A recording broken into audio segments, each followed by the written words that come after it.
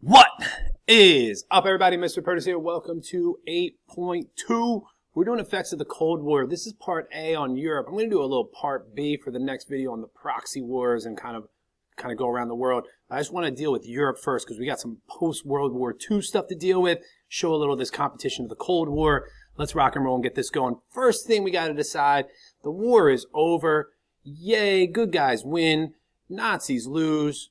What do we do with the Nazis? So we obviously have this horrifically awful thing, probably the worst thing that human beings ever done to each other in the Holocaust, and we got to figure out, what do we do with Nazi leaders? We can't punish all the Nazis because everyone in Germany was a Nazi because there was no other political parties. You can't necessarily punish the military who was fighting against on the front with the Soviet Union or in France because they're soldiers. The question becomes, what do we do about the people who are responsible for the Holocaust, who are part of it, who are the decision makers, who worked in the camps? And the United Nations, which is kind of newly created and kind of part of this deal with the British and the French, and they kind of decide what we should do is let's put them on trial. And they're going to hold these trials in Nuremberg. And there's symbolism of Nuremberg because it was the capital of Nazi Germany, and it's where the Nuremberg laws were passed, which were the first laws to really truly discriminate against Jewish people in Germany. And they're going to hold a trial. And the trial that they're going to put them on for is crimes against humanity, which is kind of this new term that hadn't been around before here, where you're essentially saying, like, you're doing something so horrible, it's really just like a crime against humans. Like, it's just so atrocious, we can't even put another name to it, then it's just a crime against humanity. And that term, crime against humanity, is going to be used in other genocides that people are going to be put on trial for in the 20th century, which is kind of a common terminology used today. They put 22 Nazi leaders on trial. All of them are found guilty. They all try and use the defense that they were just following orders. That it wasn't my idea to do the Holocaust. I didn't want to set up these camps. I was just following orders, and if I didn't follow orders, I would have been killed. And that line of defense since World War II has not been a viable defense when someone does what we would call like a war crime or genocide, that's not a legit defense. Even after this Nuremberg trial, there are going to be Nazi hunters, people who literally go around in the 40s, 50s, and 60s and find people responsible for the Holocaust. Because you got to imagine there's 6 main death camps. There are a lot of people who worked at those camps, and anyone who worked at those camps, from a low-level officer to the top-ranking people, all are going to be put on trial.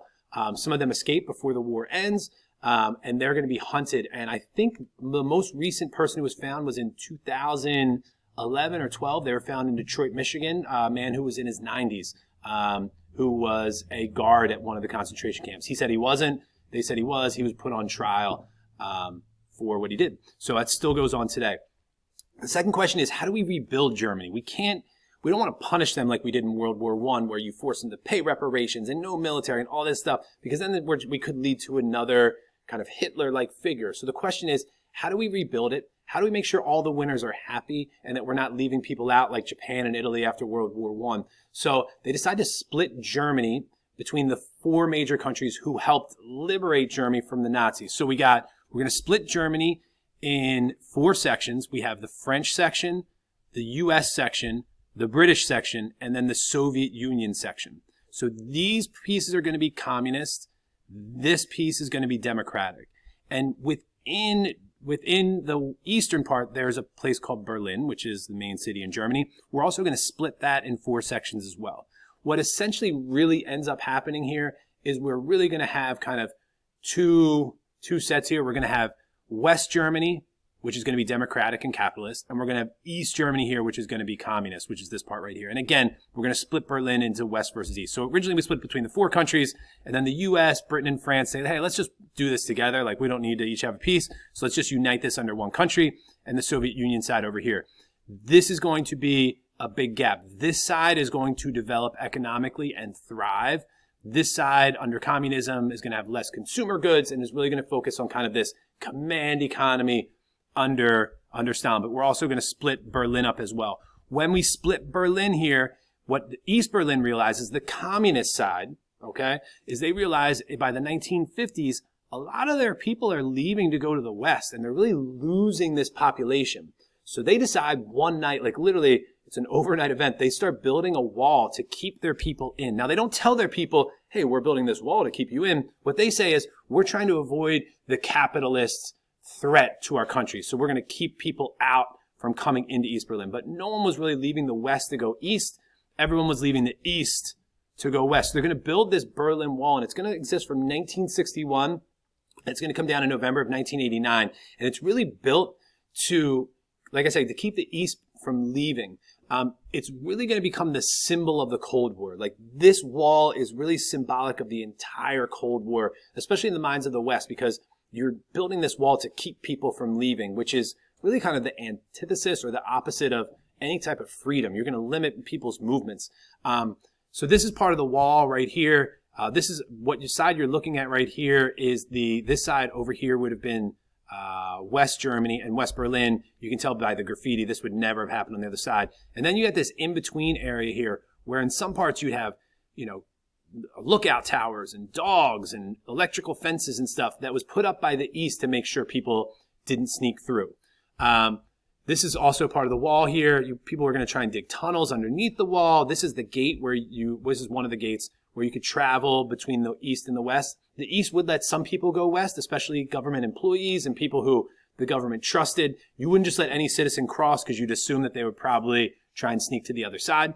And then this is some of the guards overseeing this. I'll show you more about this in class. Then in terms of the rest of Europe, so coming back here, just with our East Germany, these countries right here in green are the Soviet Union never leaves after the war is over. And they basically say, we're going to stay in here and help you rebuild, and we're going to become communist here. And we're going to appoint people who are supportive, who are leaders of our country in Poland, for example, who support Stalin and the Soviet Union. And they're going to almost be like our puppets.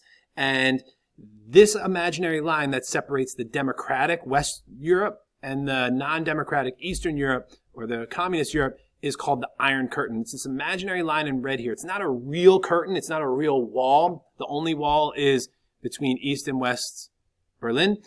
This is an imaginary line, but it kind of comes to symbolize the difference. This is the difference between the democratic and the communist side. These Eastern European countries, just a term here, it's more for the regions, but I'll throw it out here. It's good for an SAQ or something. These countries are called satellites, and because they are under the influence of the Soviet Union. They pretty much have to do what the Soviet Union says, but the leader of Poland is Polish. But he's a communist, and he will do whatever the Soviet Union and Stalin and then the leaders after them tell them what to do. So there's a heavy influence here. There's a lot of money being pumped into these areas. One other term here is called containment. The U.S.'s goal is not to overthrow, for the most part. Please don't get me wrong. But the U.S.'s goal isn't necessarily to overthrow early on the countries that have gone communist, so like Bulgaria and Romania here. The goal is to make sure communism doesn't spread any further. We're trying to contain it. Similar to like the best athletes, like Giannis for the Bucks. You don't try, if you don't know NBA basketball, just tune out for a second, but you don't try and stop him and keep him to like 5 points in a game. You just want to contain him and make sure he doesn't go off for a triple-double, putting up 40. Similar here, we're not trying to stop communism. We're just trying to make sure it doesn't spread any further. So we're going to pump money into these countries, we being the United States, we're going to put money into these countries that are on the border of where the communist countries are to make sure they don't go communist. And one way the U.S. does this is a plan called the Marshall Plan. And they're going to provide money and food aid to countries here on the border, because the idea is if the countries are strong economically and the people aren't hungry, they're going to be less likely to turn to communism and more likely to stay democratic. And remember, one of the goals in the Cold War is to get countries on your side. So that's what we got. A lot of terms here, a lot of ideas. We got Iron Curtain, Marshall Plan, containment, Berlin Wall. There's a lot going on here. But generally the idea is Europe is split in half between non-communist and communist. Also, one last piece, if you were on the communist side, you were not allowed to go into the democratic side. You were banned from leaving and going in. You could only go on vacation into communist countries. Again, where a lot of limitation of freedom and the freedom of movement of people. So that's what I got. You got any questions, you let me know. I'm out.